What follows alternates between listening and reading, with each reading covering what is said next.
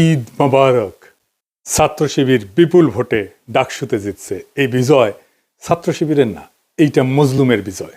আমি 20 আগস্ট লিখছিলাম গত মাসে, ডাকসু নির্বাচন নিয়ে আমার প্রেডিকশন বলি, ছাত্র শিবির ভিপি জিএস সহ বেশিরভাগ আসনেই জিতবে। হলগুলোতে কিছু আসন ভাগাভাগি হবে।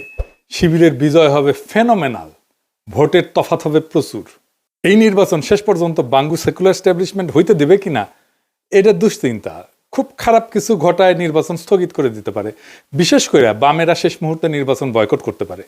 একটা ইসলামপন্থী দল ফেয়ার নির্বাচনে জিতে আসবে, এর চাইতে বড় দুঃস্বপ্ন বাঙ্গু প্রগতিশীল বা ভারত বা পশ্চিমাদের নাই। কিন্তু ঠিকভাবে নির্বাচন হইলে এইটা ফলাফল হবে বাংলাদেশের রাজনীতিতে সুদূর প্রসারী।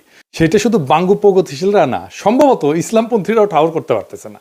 যা বলছিলাম তাই হয়েছে, তাই না? এই ফলাফল বাংলাদেশের সেকুলার এস্টাবলিশমেন্টের জন্য এক ভয়ানক দুঃসংবাদ। পুরা সেকুলার এস্টাবলিশমেন্ট কিন্তু দাঁড়াইছিল শিবিরের বিরুদ্ধে।